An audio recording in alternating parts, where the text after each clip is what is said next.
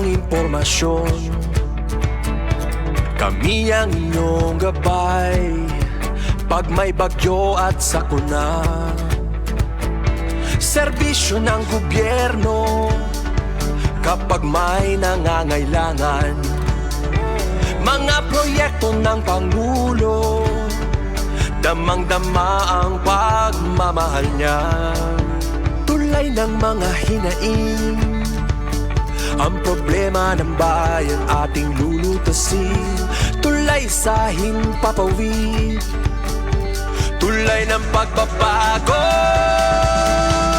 Radyo Pilipinas, radyo publiko ng bagong Pilipinas. Radyo publiko, Radyo Pilipinas, radyo publiko ng bagong Pilipino. Mga proyekto ng Pangulo, damang-dama ang pagmamahal niya. Radyo Pilipinas, radyo publiko, ang boses ng Pangulo.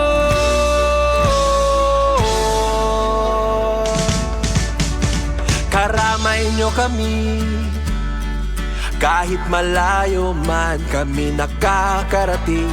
OFW magsasaka, buhay ay iba't iba, san mang lugar ng bansa natin. Tulay ng mga hinaing, ang problema ng bayan ating lulutasin. Tulay sa himpapawid, tulay ng pagbabago. Radyo Pilipinas, radyo publiko ng bagong Pilipinas. Radyo publiko, Radyo Pilipinas, radyo publiko ng bagong Pilipino. Mga proyekto ng Pangulo, damang-dama ang pagmamahal niya. Radyo Pilipinas, radyo publiko, ang boses ng Pangulo. Radyo publiko, Radyo Pilipinas, radyo publiko, Radyo Pilipinas. Good morning, Eastern Visayas. Good morning, Eastern Visayas.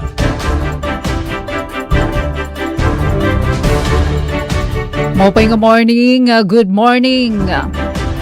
Good morning, Borongan, Eastern Samar. Bugos nga Riyon 8, maupay nga aga. Good morning, Pilipinas, worldwide. Good morning, Eastern Visayas. Adi nalawat kita, haaton na taramdan na good morning, Evie. Pana Martes sa Mayo 26, 2026. Pampang New Year na ha, Radyo Pilipinas, sa Radyo Publiko Borongan, ating pen pumida. Kapag natin didi Master Control, Engineers Coach Yufem Buna Jr. nga na Mark Gagwa.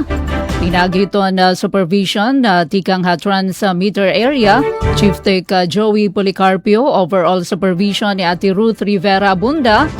Para masaitan ka mo, no, ito na bugos nga mga hulagway.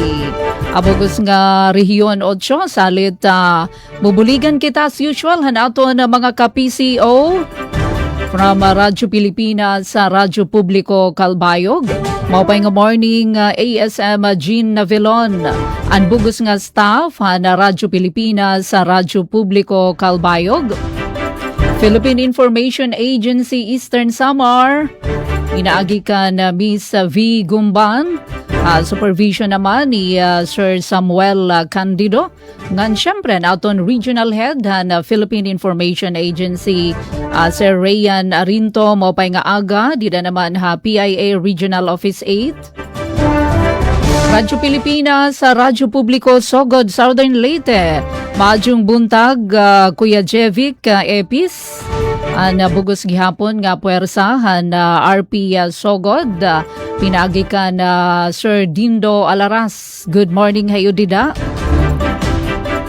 Miss Micaela Gungora han DYDC FM. Ang bugos gihapon nga puwersa pinagi ka na Dr. Gabrilio nga nabugos nga pwersahan DYDZ-FM maupay nga aga haaton nga tanan.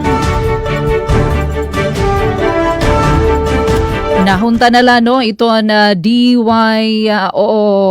sogod.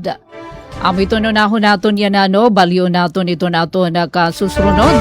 RP Sogod, PIA Eastern Samar, RP Calbayog, DYDZ-FM nga na dinihaton na RP Barangan.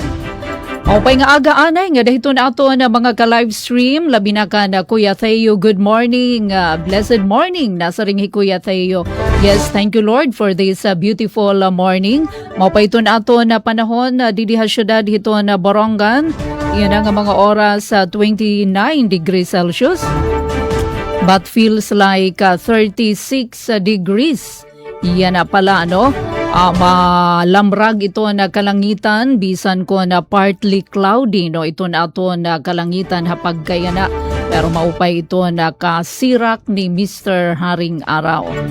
Alright, so para naman na mabaruan naton ito na hulagway dito naman magkaiba-ibang lugar aton na rehiyon. Saahan kadtuon naton na Radyo Pilipinas sa Radyo Publiko Sogod Southern Leyte. Pinagi ka na Kuya Jevic Epi sa maupay nga aga maadjong buntag didaha Sogod Southern Leyte. Good morning, Evie. Morning, Eastern Visayas. Jevic. Sa Radyo Pilipinas. Yes, atipayan maupay nga aga maadjong buntag. Yes, good morning, Jevic. Okay, good morning. Pag-usap at ipen og sa itong mga kaubanan sa Radyo Pilipinas, sa Radyo Publiko Borongan.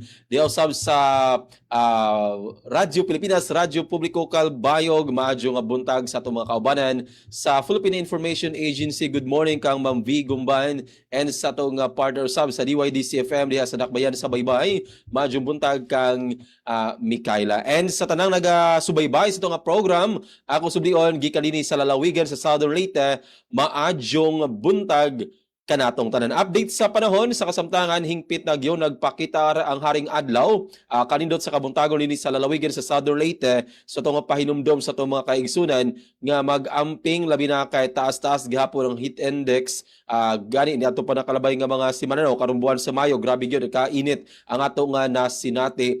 Pero dili gyud ta magkumpiyansa kay gani ni ato nakalabay nga adlaw diha gyud oras nga mokalit og uwan. And para dili gyud magka-problema labi na kato adunay mga lakaw, always lang gyud magabitbit og payong, raincoat ug ban pang protection para usab dili kita magka-problema in kaso adunay pag-uwan o protection pod ka ng payong kon grabe ang kainit nga ato nga masinati. Samtang update sa kuryente dinhi sa Southern Leyte. Advance information lamang sa tanan kay ang Southern Leyte Electric Cooperative og ang NGCP nagpagawas og scheduled power interruption karong adlaw nga Sabado, Mayo 30, 2026. Madod pa sa update sa buhatan sa Suleco, alas 5 sa buntag hangtod alas 6 sa gabi. Walay kuryente sa tibok lalawigan sa Southern Leyte.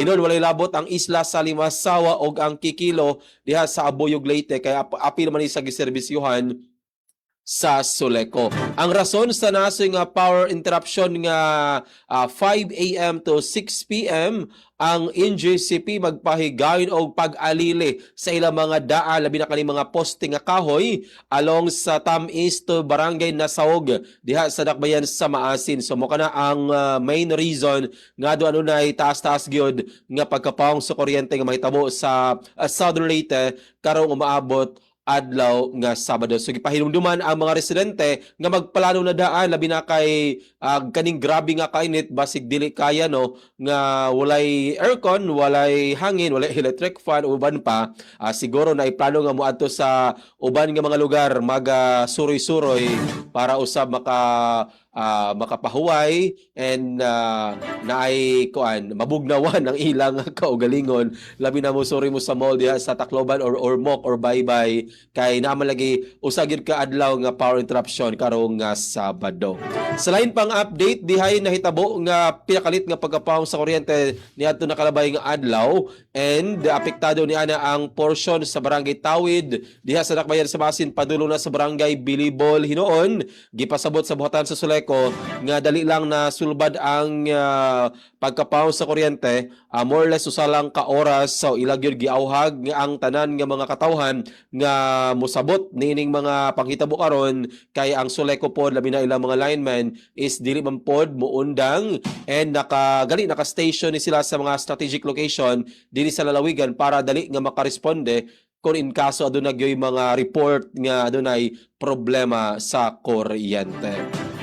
Samtang sa lain pang update na nagasugod na ang graduation din sa Southern Leyte State University sa nagkalain nga mga campus na humana ang sa San Juan, apil usab sa lungsod sa Hinunangan and para karong adlaw ang graduation din sa SLSU main campus sa Sugod, Southern Leyte.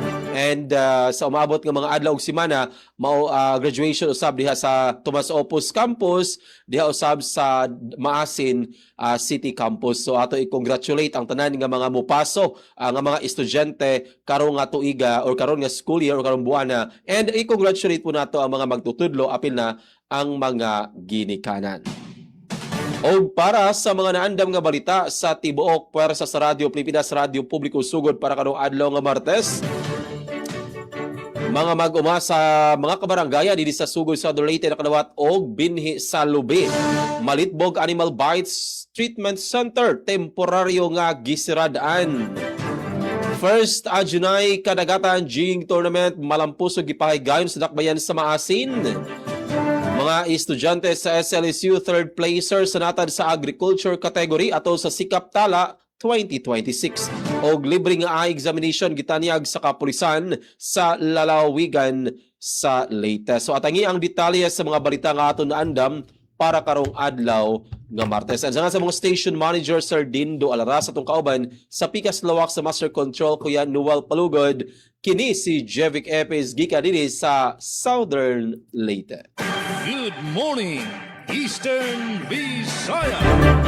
Thank you, Jevic. 9 minutos na kabarangay nga nakalabay alas 8 haaga.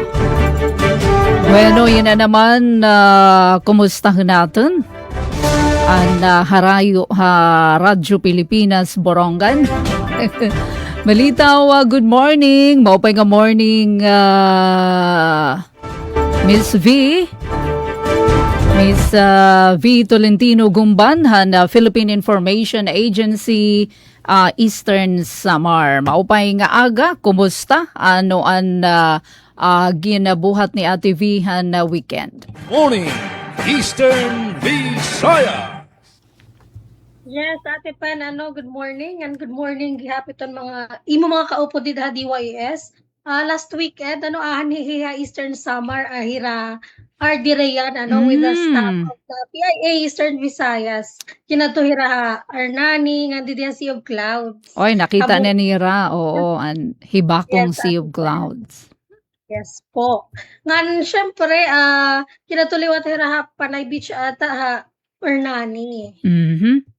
Upodan niya upodan mga staff na PIA regional office. Uy, wala Okay. magpakita Sir Rayan. Busy. Oo. Madali lang ko nakatira din na Borongan. Anyway, Ate Pen, maadyong buntag gihap Sir Jevic. Nga ito ni mga kaupo di RP Sugod. Good morning liwat kan Miss Suzette. Ngan mga imo kaupo di DYOG Kalbayog. Ngan of course kan Miss Mikay han BSU maupay nga aga. And good morning liwat ito naton mga listeners and viewers sa Facebook Live. Ito ang tagsa-tagsa nga Facebook pages PIA han DYES and of course ang BSU. Okay. Hangaran ni Sir Rayan Arinto, Regional Head ng PIA Eastern Visayas, gan Sir Samuel Candido, Infocent Manager ng PIA Eastern Samar, inihivi Tolentino Gumban, nga iyo makakaupo diyan na nga Tuesday edition ito natin programa Good Morning Eastern Visayas para yan ang adlaw Mayo 26. Kaya dila na kita ito announcement tika kay LGU sulat. So nakarawat na hirahin mga application para itong ira test the skills training in partnership of course with TESDA. So may 25 slots para bread and pastries production, NC2, shielded metal arc welding 25 slots, masonry 25 slots, carpentry 25 slot, electrical installation and maintenance and C2 may daghap 25 slots. So ang qualification ini is it's either male or female ng 18 to 50 years old must be a resident of Sulat, may da inira free training and assessment, tapos may da allowance, and of course ito nira test da certificate o NC2 upon completion hini nga mga courses, mga training courses. So first come, first serve basis ini, nga niton mga interested enrollees in pwede kumadto sa second floor, iton municipal building, to diyan lang ang ira peso office, pagdarahin valid ID, 1 by 1 ID picture, 2 pieces. Okay? So anyway, para iton laray uluhan, mga headlines, mga balita nga nahikayhan, Team PIA Eastern Samar para yan ang adlaw, Mayo 26. Eastern Samar nagtikang clean energy transition, pinaagihan renewable energy workshop. Nga Eastern Samar nagdaog 2 gold, 1 silver, 4 bronze medals sa World Skills Philippines 2026 Regional Skills Competition. Para hakatugangan nga mga impormasyon, nga mga headlines, aton may babataan later. A second half iton aton program. Good morning, Eastern Visayas. Back to you, Ate Pen. Good morning, Eastern Visaya. Good Thank you, Miss V. Eastern 13 Visaya. minutos na kabarangay ang nakalabay alas 8 haaga para na kaabrila no na radyo. Nakatuto ka mo sangkay hataramdan na Good Morning Eastern Visayas. Radyo Pilipinas sa Radyo Publiko Calbayog. Good morning, Miss Suzette Pretensyo. Kumusta ka mo? Dida naman ha Calbayog City. Morning, Eastern Visaya. Yes, daw nga salamat Ate Pen Pumida. Nan mao pa nga aga nga da sa RP Borongan sa bugos nga parsa syempre sa pagpamuno ni Ma'am Ruth Rivera Abunda. Maadjong buntag gihapon sa aton ka-sister station sa RP Sugod. Yes, good morning Kuya Jevic Epis ngan sa bugos nga parsa sa RP Sugod sa pagpamuno ni Sir Dindo Alaraz. And good morning also sa aton mabaysay nga kaupod sa Academe. Mao pa nga aga Ma'am Micaela Gonggora ngan sa bugos nga parsa sa DYDC-FM ngan sa pagpamuno ni Dr. Cristina Gabrilio. And syempre, aton gihapon i-greet sa mao pa nga morning. Good morning Miss Vigumban. Yes, mao pa nga aga ngan sa bugos nga parsa sa Philippine Information Agency dito sa bugos nga rehiyon Eastern Visayas sa pagpamuno ni Sir Rian Arinto.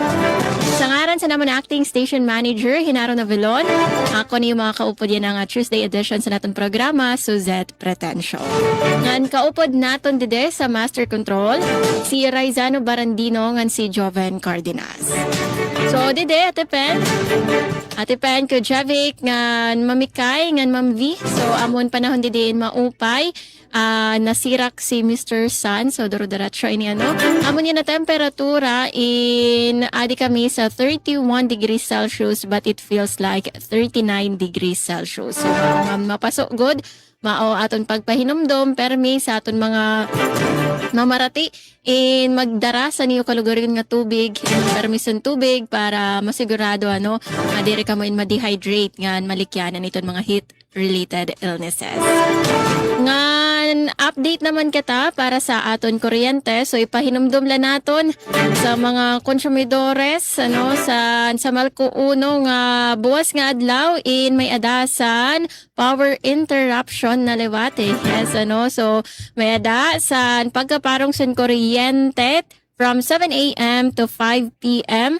dito sa mga barangay sa Noquendo District, ungay naan Barangay Asedilio, Barangay Buntay, ngan Barangay Navarro. So ang rason, san sini nga pagkaparong san kuryente, relocation san primary pole due to road widening ngan due to road widening at Bigaho nga distribution line clearing to Palanas, Carato, Oquendo and three-phase construction to Magubay to Tarabucan. So mawin rason nga mapaparong ang kuryente buwas nga adlaw 7 a.m. to 5 p.m. Tuhon ko Oquendo District Barangays ang apektado ungay na ang barangay Asidilio, Buntay nga Navarro.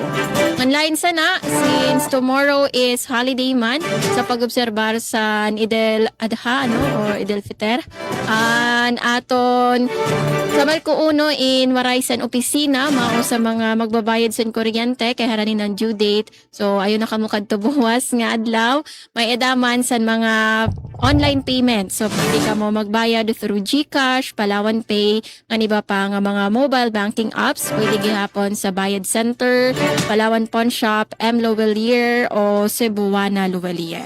O again bangin kumadto ka mo sa Melco Uno, maray opisina nga diliwat sa aton mga government offices. So, parte naman sa tubig, good news kay ang Calbayog Water Company Incorporated, waray nagpagawas san pagpahimang bahin san pagkawara san abid san tubig. So, hinatunta nga magdoro-diretso ini, sabi na nga mapaso ang aton panahon dide sa Calbayog. Alright, para sa aton mga nahikay nga balita dide sa Radyo Pilipinas, sa Radyo Publiko Calbayog, adin amon mga laray uluhan. Mga parauma sa Gandara nakakarawat abuno tikang sa gobyerno. Nga DPWH Northern Samar 1st District Engineering Office nagtindog sa one-story, two-classroom school building sa Bubon Central Elementary School. Ayaw ka mo pagbaya sa naton live stream sa Facebook. Ayaw ka mo pagparong sa iyong mga radyo. Sa second half, iyon ang mga kaupod si Sir Jean Navelon para pagpadangat sa detalye sa sininga amon mga balita. Aton oras, 18 minutos sa naglabay sa alas 8. Mapay nga aga otrong and back to you, Ma'am Pen. Good morning, Eastern Visayas. Na mga salamat, Miss Suzette. Bueno, nga doon naman kita aton kaupod from Academe, DCFM, Visayas State University, Habaybay City. Miss Micaela Gongora, maupay nga aga. Kumusta na dida VSU? Morning, Eastern Visayas. Yes, Ma'am Pen, good morning. Maupay na agayon man sa itong mga kaubanan diha sa Radyo Pilipinas Borongan and sa mga nagpaminaw diha ang dapita. Good morning, maupay na aga gihapon kang Miss Suzette diha sa Radyo Pilipinas Calbayog sa kinatibukang puwersa diha sa RP Calbayog sa itong mga nagpaminaw diha Good morning, usab kang Ma'am V. Gumban from PIA and of course kang Jevic Epe sa Radyo Pilipinas Sugod sa itong mga kaubanan diha og sa mga nagpaminaw diha sa Southern Leyte. Good morning, Visayas State University. Nagipanguluhan sa itong presidente, Dr. Pros Ivy Yepes. Good morning sa Baybay City Leyte sa itong mga nagpaminaw din hiya. Maparadyo man o via 104.7 or sa mga nagkita sa itong Facebook Live mga higala. Sa bisan asang dapit di naabot na itong pagsibya karon sa makausapa. Good morning, maadyong buntag, maupay na aga. Yes, adlaw nga Martes karon Mayo 26 og update kita dinhi sa dakbayan sa Baybay. Una kita mga higala sa update sa atong panahon. Dili sa atong nahimutangan sa dakbayan sa Baybay. Dili ingon ka init gyud apan wala poy na sinati nga pag-ulan. So base sa gipagawas nga weather forecast sa Pag-asa kaganing alas 5 sa buntag, partly cloudy skies to at times cloudy with rain showers. So atong temperatura anaa sa 27 degrees Celsius, real feel 32 degrees Celsius mga higala. So cloudy ang atong panahon karon. Apan medyo alimuot so kinahanglan gyapon ta mag-inom gayud og daghang tubig para hydrated kita pirme. So mo kana nga atong update sa panahon and sa lain pang bahin.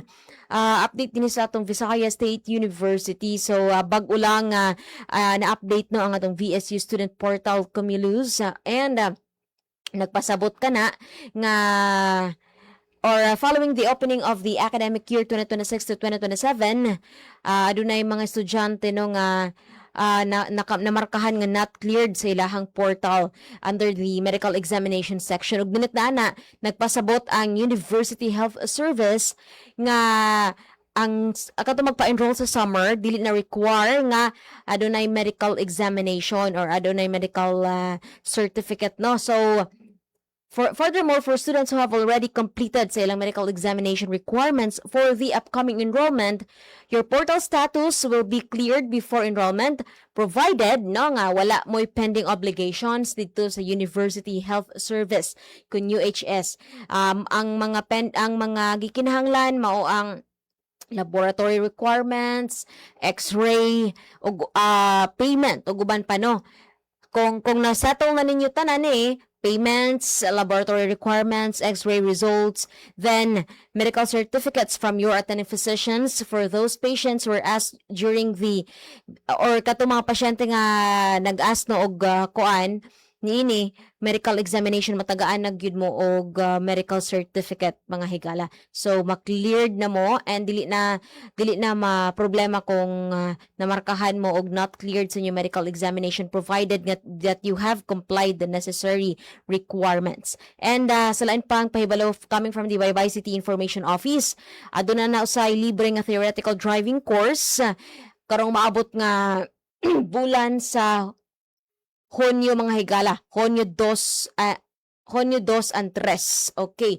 And aduna usay pahigayon nga libre nga kasala ng bayan on June 10, Hunyo 10, isip pagsaulog sa Charter Day sa Dakbayan sa Baybay. So 40 kaparisan ang gikinahanglan so far, 11 pa lamang. So sa mga interesado, mo-avail ini nga libre no nga pagpakasal, so pwede mo moadto sa City Civil Registrar's Office.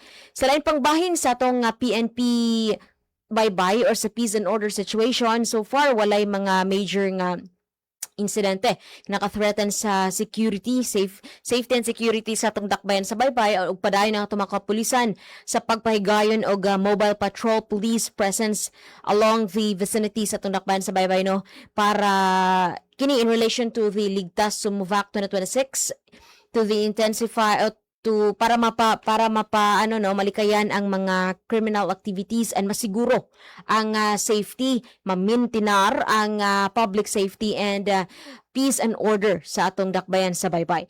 And ang atong Lawyer ko nagpagawa sa NGCP Power Advisory number 2026-019 nga adunay pahigayon ng power interruption. Scheduled shutdown of Ormoc to Baybay 69 kV transmission line.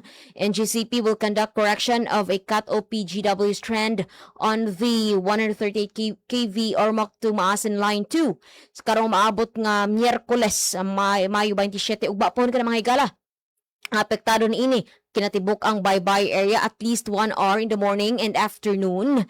So at least ang entire Inupakan Tumatalom area at least 1 hour gihapon in the afternoon. So take note ini 1 hour in the morning and afternoon sa entire Baybay area ug Pohon. And sa atong Baybay City Water District naman, wala gipahigayon nga any water interruption apan nagpagawas sila disconnection advisory sa mga dunay overdue accounts ug Pohon, Mayo 27, Area 14 sa may Barangay Kugon, Barangay Hibunawan, Barangay Maganhan and Barangay Igang. So mga higalang atong mga update o pasiunang impormasyon din sa dakbayan sa Baybay ug alang sa mga balita nga nakalap, Baybay LGU magpahigayon og kasalan ng bayan karong bulan sa Hunyo, libreng theoretical driving course LTO Baybay magsugod pagbalik karong Hulyo. At ang dugang detalye niini sa second half ning atong tulumanon. Good morning Eastern Visayas. Morning, Eastern Visayas. Alright, so mga salamat Miss Micaela Gongora. Dito naman DYDC FM, Baybay City, Leyte. Good morning, Eastern May napakita 5 minutos pa ug sa magalas 8:30. Di nila syempre haton taramdan good morning Eastern Visayas. Well, okay, all right. Ito na panahon didi ha syudad hit Borongan. We're hoping tuloy-tuloy no para hiton may na mga trabahoon na hagawas. Pero sana naman no diri umorora iton kapaso iton dangga. Bisan kon 8:26 pala kita adi na naabat na kitahin dangga ano nga naabot 36 sala kalawan naton kanina mga 36 degrees Celsius ano naton inaabat nga kapaso. 37 na. Uy, dinugang na hinusa. Partly cloudy lagi hapon, no? Ito na ito na kalangitan. Pero sige la, no? At least diri good pa yan na ura-urahin kapaso. Kapag taga kuryente, waray man na paabiso ito na ito na kooperatiba Isamelco para hin sked power interruption. Pero usahay, paro kakulop, ano? Unscheduled power interruption. Pero adihin na good news, ano, nakita natin hapapost han Isamelco, may dahira press release. Otro nakabuot han Isamelco, adton na AAA classification han NEA. Tuig ini 2026. Congratulations ano para han tuig 2025. Tikang ini han National Electrification Administration kon NEA pinakahitaas ini adton AAA categorization. Sumagka ini an Isamelco tikang hadton AA la adto anay adton categorization han 2024. Kanan 2025 overall performance assessment ini nga nasay sa classification lakip adton Isamelco ha 13 electric cooperatives sa bugos nga nasod nga nagpakitahan pinakamahusay nga performance sa nga tanan ini nga gini-evaluate ano nga aspeto. Iton AAA pinakahataas ini nga rating nga iginahatag hiton NEA ha mga electric cooperative han nasod kay ginpapakita hini an mas sa pinahugot ano nga performance labinhan Isamelco nga naka AAA halarangan hadton system reliability, institutional governance, financial stability ngan customer service. Salit sumalakan na GM Attorney Jose Michael Edwin Amancio nagpapakita ini nga pagkilala hadton na boroblig nga paningkamot ano han pamunuan. Mga empleyado ngan stakeholder han kooperatiba magsiserbi daw gud ini nga inspirasyon para mas sumagka pa ang level. Umupay pan na level han serbisyo o magpabilin nga madig-on hapanuyuanan makahatag hin katatapuran. Episyente nga serbisyon kuryente ha mga member consumer owner. So yearly ini nga komprehensibong evaluation ano ito NEA ha mga electric cooperative para masukol adton performance kung nasusunod ba ini ito national nga standards ngan sugad man best practices. Again, congratulations sa Isamelco. Pagtagatubig, waray man kita abiso para naman hin interruption gihapon han serbisyohan Borongan Water District. Sugad man iton komunikasyon ngan pasi orden amo in okay, all right. Salit dita na paglanganon pa. Ilatag tana adto na mga laray uluhan han mga notisya na likom han DYES News Team. Balaod noon nga magpapakasug han maritime service sa Eastern Samar, iginduduso ni Congressman Shin Gonzales. DTI Eastern Samar iginpapadayon adton SBC kon Small Business Corporation Loan Programs. 9.38 million pesos na naipahiram ha 56 nga borrowers. Resolusyon para hiton na PhilHealth Benefit Package, hiton optometric services sa Syudadhan Borongan. Upod ini hadto na panguna nga ginaprobaraan han konseho. Samtang pinakasyahan nga gold medal ha 2026 palarong pambansa. Nadagan ini. Nasungkit han Eastern Visayas. Amini adto na mga laray uluhan han dagkeng nga mga sumat na hikay han DYS News Team. Syempre adto iba pa nga aton mga PCO ngan academe. Dinila aton taramdan Good Morning Eastern Visayas. Niyan adton detalye ha second half hini. Morning Eastern Visaya. Serving the Republic of the Philippines for more than 75 years. Ito po ang Presidential Broadcast Service sa Borongan, Radyo Pilipinas, 657 AM. Yose? Is that box really mine? Surprise! Why are you inside the box? There's nothing I won't do for you. Just like Pag-ibig Fund Multi-Purpose Loan. The loan for your business, tuition, personal needs, and more. Borrow up to 90% of your savings. No processing fee and get fast approval. So you should... Apply now for the Pag-ibig Fund MPL via Virtual Pag-ibig! Pag-ibig Fund, solid ka ban! Noon, pag may nagkasakit sa pamilya, Good morning, Eastern Visaya. Good morning, Eastern Visaya. 31 minutos na kabarangay nakalabay halas 8 haaga. Nasulod na daha ikaduha nga paypay haton na taramdan na Good Morning Eastern Visayas.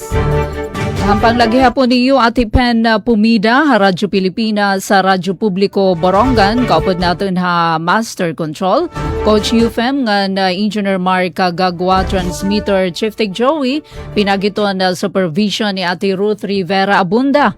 Bueno, ato natin kangan, aton pamatihan na mga detalye.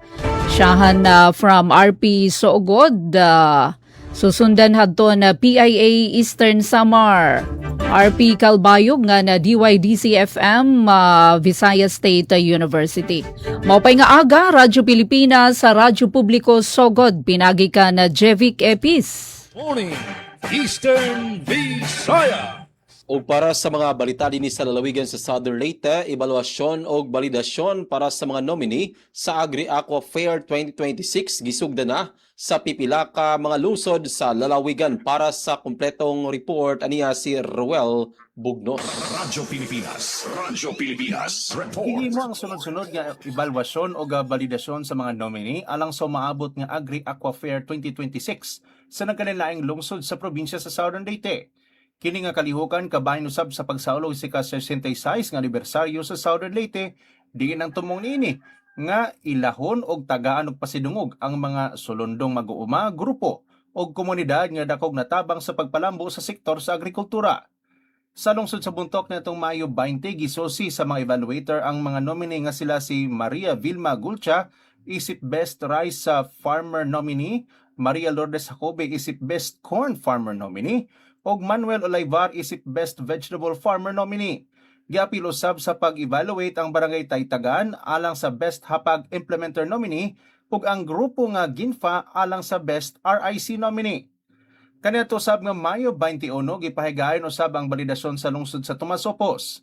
Gibisita ang grupo nga Marie Cares, Hinapo Women's Association kon Makahiwa sa Barangay Hinapo nga nominado isip Best RIC Nominee. Gihimo kini aron nga masutang ang aktibong papel sa maong kahunandong sa pagsuporta sa panginabuhian sa kabanikanhan ug sa agrikultura. Sa susamang adlaw gisusi usab ang mga nominee sa lungsod sa Malitbog. Apil sa mga gi-evaluate, mao sila si Azenet Batas alang sa Best Corn Farmer Nominee, Conrada Tereso alang sa Best Vegetable Farmer Nominee ug ang Barangay Sabang alang sa Best Hapag Implementer Nominee.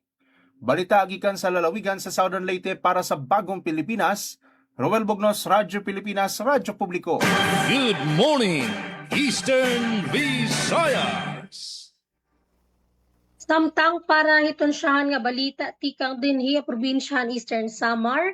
Eastern Samar nagtikang han clean energy transition pinaagi han renewable energy workshop. Adi ang akon balita. Radyo Pilipinas Report. Nagkaurusa ang gobyerno ng probinsyalan Eastern Samar ng mga partner ng organization hapag plano para mas limpyo ng mas masasarigan ng enerhiya, pinaagihan upat kaadlaw Renewable Energy Roadmap Scoping Workshop nga ginbuhat tikang Mayo 18 ngadto 21 Halaxent Hotel, Quezon City. Pinangunahan ni Governor Ralph Vincent Verdona ang partisipasyon ng probinsya workshop nga ginorganisaran ng Institute for Climate and Sustainable Cities. Tinambong ang aktibidad ng mga opisyal ng probinsya, department heads, ng mga miyembro ng technical working group, agud maparigon ng renewable energy planning and energy security strategies ng probinsya. Gintalakay ang workshop ang mga nasudnon nga pulisiha enerhiya, renewable energy frameworks, power systems, and community-based energy solutions. Ginisgutan liwat ang mga posible nga mekanismo ha pagpondo base masuportaran ang implementasyon ng mga sustainable nga proyekto. Nagkamayada liwat ang mga collaborative exercises diin gin-assess ang mga partisipante ang panginahanglan ng probinsya enerhiya nga naglatag yung mga posible nga pamaagi base mapauswag ang access mas masarigan nga sustainable nga kuryente labi na mga isla nga mga hirayo nga komunidad. Natapos ang workshop pinaagihan presentation ang initial nga renewable energy roadmap ngan pagpili han mga miyembro han local energy council han probinsya como importante nga pitad bakad to ha clean energy transition han Eastern Samar. Para PIA Eastern Samar, V. Tolentino Gumban, nagbabalita. Good morning, Eastern Visayas. RP Calbayog. Good morning, Eastern Visayas. 37 minutos na kabarangay ang nakalabay hala sutyong haaga. Katuna Paraguma sa Gandara na karawat abuno tigan sa gobyerno sa detalya din report ni Suset Pretencio. Radyo Pilipinas Report. Ginpatigayon sa gobyerno lokal sa Bungto San Gandara sa pagpanguna ni Mayor Warren Aguilar ang distribusyon sa abuno para sa mga lokal nga parag-uma sa Bungto. Pinaagi sa Municipal Agriculture Office, igindistribuer ang mga abuno ngadto sa mga benepisyaryo, kaupod ang suporta sa Department of Agriculture Region 8. Tumong sini nga programa ang pagpauswag sa produksyon sa agrikultura ngan paghatag sa dugang nga bulig sa panginabuhi sa mga parag-uma. Sumala sa gobyerno lokal, ini nga inisyatiba nagpapakita sa padayon nga suporta sa sektor sa agrikultura, labi na sa paghatag sa abuno nga importante sa pagpauswag sa aningan kita sa mga parag-uma sa Gandara. Nagpahayag naman sa hulos nga pasasalamat ang mga parag-uma sa nakarawat nga bulig matikang sa gobyerno. Para sa Bagong Pilipinas, Suzette Pretencio, Radyo Pilipinas, Radyo Publiko, Calbayog. Salamat Suset sa nimo report. Good morning, Eastern Visayas. Samtang bye-bye LGU, magpahigay no kasalan ng bayan na karong bulan sa Hunyo. Ano ang detalye sa report ni Glory Kayunda. Radyo Pilipinas Report. Nagpadayon ang pagpangandam sa dakbayan sa Baybay City alang sa kikatakdang kasalan ng bayan karong Hunyo 10 ng kasamtangang tuig, isip kabahin sa pagsaulog sa Charter Day sa syudad. Diin libre nga mapakasal ang mga kwalipikadong pares nga gustong legal nga maghiusa isip magtiayon. Sumala sa pahibalo sa City Civil Registrar's Office kung CCRO, 40 ka magtiayon ang target nga mapakasal sa maong kalihukan. Apan 11 pa lamang kapares ang nakapalista hangtod karon. Giawhag sa CCRO ang mga interesado nga magdali sa pagparehistro, pinaagi sa personal nga pag-adto sa ilang buhatan sa ground floor sa Baybay City Hall ug magdala og birth certificate ug valid ID. Ang kasalan ng bayan, usa sa mga programa sa lokal nga kagamhanan nga nagtumong sa pagtabang sa mga magtiayon nga wala pa makapakasal tungod sa kakulang sa kwarta o uban pang hagit sa legal nga proseso sa kaminyoon. Nahisubay kini sa kahimtang sa marriage rate sa nasod ug Eastern Visayas, diin mikunhod ang gidaghanon sa mga rehistradong kaminyoon sa miaging mga tuig. Sumala sa Philippine Statistics Authority kung PSA, mikunod og 10.2% ang registered marriages sa Pilipinas sa 2024, uban sa crude marriage rate nga miubos ngadto sa 3.3 nga kaminyoon, matag usa ka libo ka populasyon. Bisan wala eksaktong datos nga gilatag alang sa Eastern Visayas sa maong report, giilang nga daghang rehiyon sa nasod na kasinati og pagkunhod sa rehistradong kaminyoon tungod sa mga hinungdan sama sa gasto sa kasal, pagpili sa live-in setup ug mga panginabuhianong hagit sa mga magtiayon.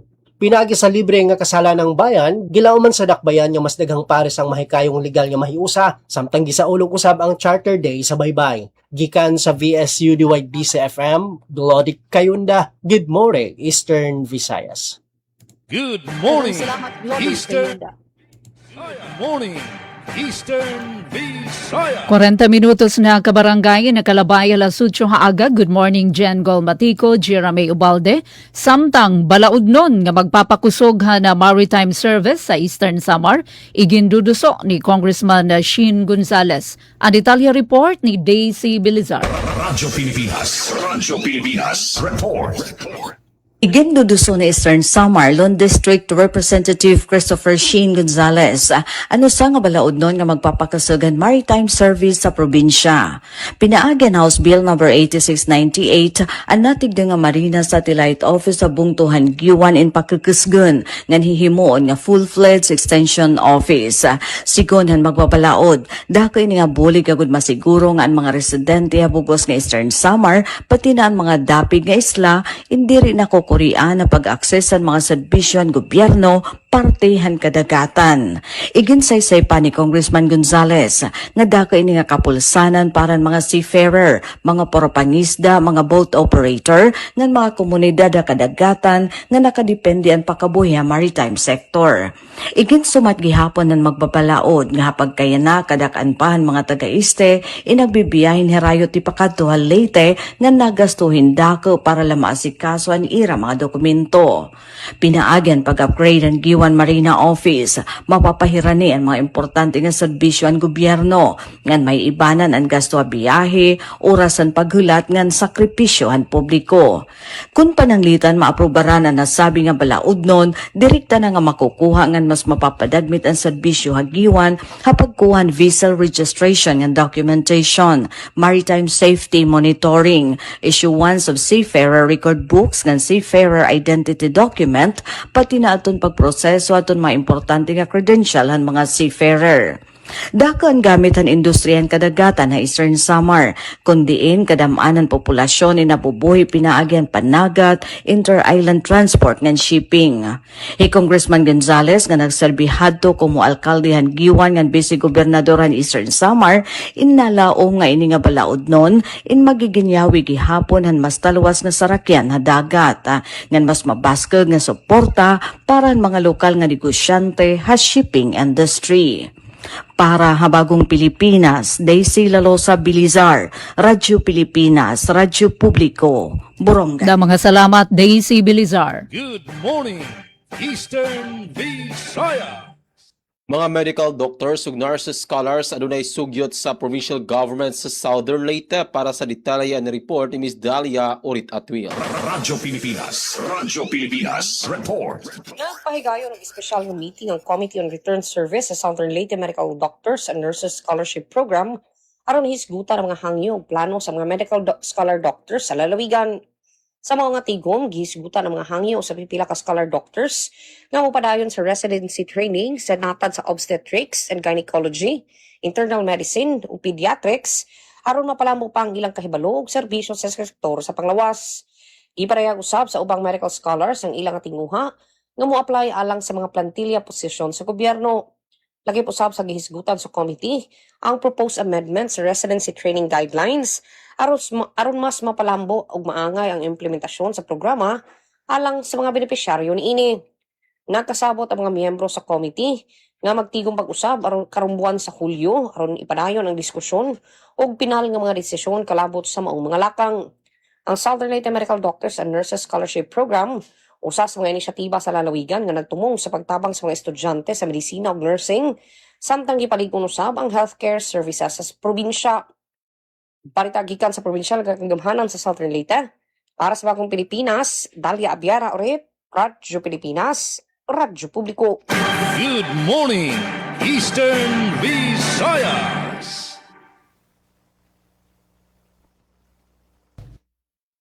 Miss V, Good morning. 45 minutos na nakalabay alas 8 haaga. Kung nato na kadugangan nga notisyahan na PIA Eastern Samar. Para ito amon kadugangan nga notisya Ate Pen, Eastern Samar nagdaog 2 gold, 1 silver, 4 bronze medal sa World Skills Philippines 2026 regional competitions. Ade anakon balita. Radyo Pilipinas. Radyo Pilipinas. Report. Nagpakita kahusayan ng talento ang mga kabataan han Eastern Samar matapos makadaog duha nga gold medal, usa nga silver medal, ano pat nga bronze medals hagin buhat nga World Skills Philippines 2026 Regional Skills Olympics sa ACLC Tacloban Fatima Campus sa Tacloban City. Sumulahan Technical Education and Skills Development Authority o TESDA Eastern Samar Provincial Office, ang delegasyon ng probinsya nagrepresentar han Eastern Samar, pinaagihan ira technical nga abilidad, disiplina, ngan kompetensya, iba-iba nga kompetisyon. Pinangunahan ni Dr. Antonio C. Waniwan, Provincial Director han TESDA Eastern Samar, ang paghatag pagkilala ha mga nagdaog nga iba pa nga mga partisipante nga naghatag dungog ha ira mga eskwelahan nga nabugos nga probinsya. Ginsiring ang TESDA nga ang kadaugan ng mga kompetitor, resultahan ira determinasyon nga padayon nga preparasyon kaupod ang suportahan ira mga coaches, trainers nga partner institutions. Ang World Skills Philippines Regional Skills Olympics usa ka plataporma nga nagpaparig-on ng technical vocational education nga nagpapakita ang importansya ng innovation, industry-relevant competencies, nga skill professionalism para nation building and economic development. Dugang pa ang TESDA, ang kalampusan ng Eastern Samar nagpapakita ha nagtitikusog na technical vocational education and training ng probinsya nga inspirasyon para mas damo pa nga kabataan nga maghigyap excellence sa ira pinili nga career. Ginpabugatan liwatan ahensya ang ira padayon nga commitment sa paghatag kalidad nga skills training ang oportunidad para mga kabataan pasim ang tamira para sa trabaho. Para PI Eastern Samar, Vito Latino Gumban, nagbabalita. Good morning, Eastern Visayas. DPWH Northern Samar First District Engineering Office nagtindog sa first story, 2 classroom school building sa Bubon Central Elementary School. Sa detalye nabanik si Susot Pretencio. Radyo Pilipinas Report. Nagtindog ang Department of Public Works and Highways o DPWH Northern Samar First District Engineering Office san usa ka 1-story 2-classroom building sa Bubon Central Elementary School sa Barangay Santa Clara, Bubon, Northern Samar. Ang bag-o nga pasilidad may ada 174.76 square meters nga floor area ngan may kumpleto nga plumbing ngan electrical works upod na ang pagtanggal sa mga nakakaulang sa lugar. Sumalakan District Engineer Alvin Ignacio ang proyekto gintutudlok para makabulig sa kakulangan sa classroom ngan makahatag sa mas taluwas ngan mas maupay nga learning environment. May adasan mga safety and accessibility features, sugad sa reinforced concrete gutters, PWD accessible ramp nga may handrails, window grills sa tubangan nga luyo, parapet wall nga tagsa ka classroom nga may kalugaringon nga kasilyas. Ginpahayag naman ni School Principal Dr. Maria Ethel Recafort aniya pasasalamat ngan ginsiring niya nga dako ini nga bulig para sa mga primary learners labi na kay mas makakasiguro sa proteksyon kontra bagyo ngan iba pa nga hazard. Ang proyekto nagkakantidad sa 5.93 million pesos tikang sa DepEd Basic Educational Facilities Fund Fiscal Year 2025. Para sa Bagong Pilipinas, Suzette Pretencio, Radyo Pilipinas, Radyo Publiko, Kalbayog. Salamat Susette sa nimo report. Good morning, Eastern Visayas. Sa lain pang balita, libreng theoretical driving course sa LTO Baybay magsugod pagbalik karong bulan sa Hulyo. Ano ang detalye sa akong report? Radyo Pilipinas Report. Bago lang nagpahibalo ang Land Transportation Office kun LTO Baybay City District Office na sugod karong bulan sa Hulyo ibalik na ang libreng theoretical driving course kun TDC matag-adlaw Martes ug Miyerkules. Sumala sa LTO Baybay, limitado lamang sa 25 ka slots kada semana ang mamahimong makapil sa maong libre nga seminar. Nunot nini, giawhag ang mga interesadong baybayanon nga mag-fill out sa online form nga naa naka-post sa Baybay City Information Office Facebook page aron makapalista niini. Gipahibalo usab sa LTO nga ilang tawagan ug i-post karong maabot nga Biyernes, Mayo 29 ang mga ngalan sa mapiling makapil sa TDC nga pagahimoon karong bulan sa Hunyo 2 ug 3 ning kasamtangang tuig. Ang masayran nga ang TDC mo ay usa sa mga gikinahanglan alang sa mga aplikante sa student permit ug driver's license aron makakaton sa hustong balaod sa trapiko, road safety ug responsableng pagmaneho. Tumong niini nga mapalambo ang kahibalo sa mga motorista ug malikayan ang mga disgrasya sa kanilanan. Gikan sa VSU DYD sa FM, Micaela Gongora, Good Morning Eastern Visayas. Good morning, Eastern Visayas. Happy viewing, Randy Tejas, watching from Pavia, Iloilo.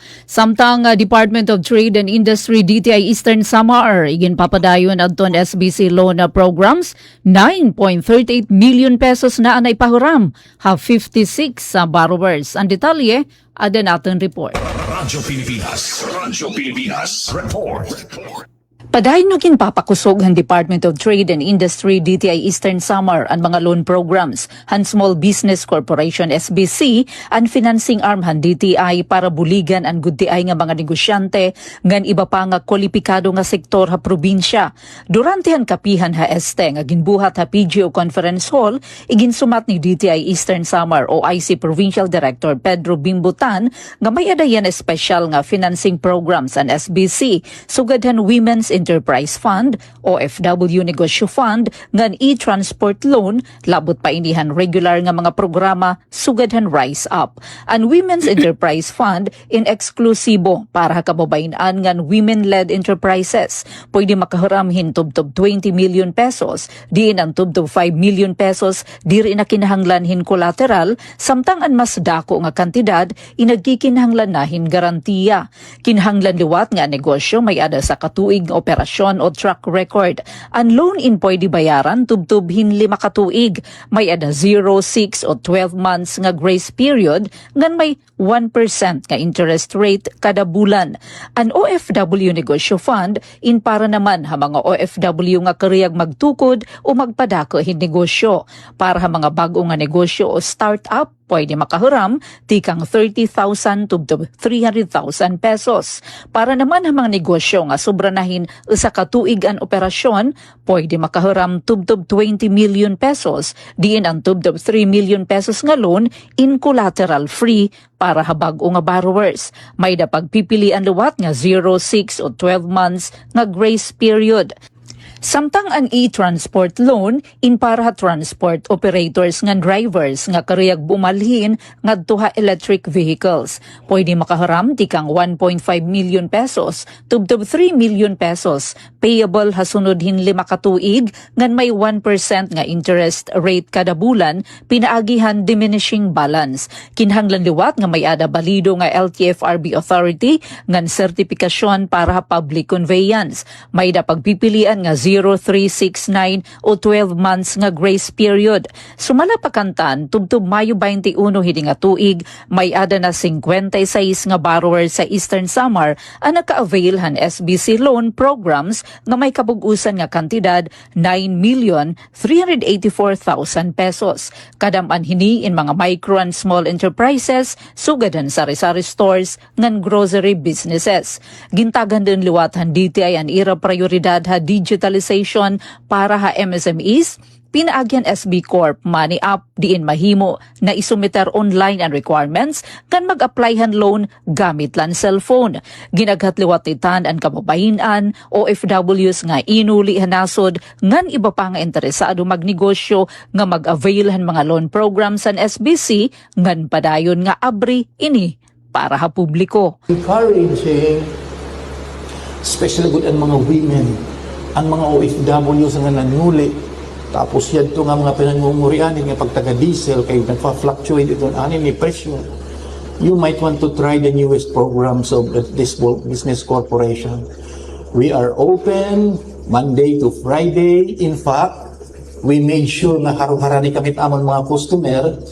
Dati makatawa mga DTI, dito ha by 5, hasungko. Yan na, may na nakita extension office, din nga Kapitolyo, ato lang dito katapusan na wing. Para habagong Pilipinas, inihi Penelope Pumida, Radyo Pilipinas, Radyo Publiko, Borongan. Good morning, Eastern Visaya. O para sa katapusan nga balita din sa Radyo Pilipinas sa Sugod, mga estudyante sa SLSU third placer sa natad sa agriculture category atol sa Sikap Tala 2026. Aniya si Ma'am Gemma Destriza magatod sa report. Radyo Pilipinas. Radyo Pilipinas. Ang mga Report. estudyante sa Southern Leyte State University may padadyon sa pagpakita sa ilang kahusay sa larangan sa inobasyon ug pagduki-duki human makadaog og third place sa agriculture category atol sa Sikap Tala 2026, the National CS and IT competition nga giorganisar sa College of Information and Computer Studies Student Government sa De La Salle University, Dasmariñas. Ang kalampusan sa mga delegado sa SLSU nagpakita sa padadyon nga pagpaningkamot sa university sa paghimo og mga teknolohiya o solusyon nga adunay dakong epekto aron matubag ang tinuod nga mga hagit sa kinaiyahan og agrikultura. Gipakita usab niini ang dedikasyon, pagkamamugnaon ug lig-on nga abilidad sa pagduki-duki sa mga estudyante ug faculty mentor sa SLSU sa pagpresentar sa university sa nasudnong entablado. Balita gikan sa Southern Leyte State University para sa Bagong Pilipinas, Gemma Destriza, Radyo Pilipinas, Radyo Publiko. Oras sa Radyo Pilipinas, Radyo Publiko, alas 8:56 na sa buntag. Og una na lang kami manamilit para sa itong programang Good Morning Eastern Visayas. Sangan sa mong station manager, Sir Dindo Lara, sa itong kaban sa Pikas Lawak sa Master Control, Kuya Noel Palugod, ug sa itong mga reporters nga nagatulog balita karong adlaw nga Martes. Kini ang inyo na kauban, Jevic Epis. Once again, Good Morning Eastern Visayas. Good morning, Eastern Visayas. Miss V? Ngan para naman sa PIA Eastern Samar na tubtub na kami liwat din hangaran ni Regional Director Rayan Arinto ngan Sir Samuel Candidan PIA Eastern Samar niliwati Vito Lentino Gumban. Once again, good morning Eastern Visayas. Good morning, Eastern Visayas. Katapusan nga balita dito sa Samar na i-distribute na sa 8th Infantry Stormtroopers Division Philippine Army. Sa Division CAFGO Active Auxiliary Office o DICAO, sa 8th Infantry Division ang matotal 9,113,187 nga separation gratuity. Sa 77 nga CAFGO Active Auxiliary CAA members tingin sa iba-ibang CAA units sa bugos nga Eastern Visayas Region, ang financial assistance na i-release pinagi sa respective battalion infantry battalions nga kundi 3,736,687 din na i-distribute na sa 30 nga kaas ilarom sa 93rd Battalion. 1,788 o 1,788,500 pesos sa 14 nga kaas sa 63rd Infantry Battalion ngan 1,405,250 pesos naman sa 11 nga kaas sa 46th Infantry Battalion.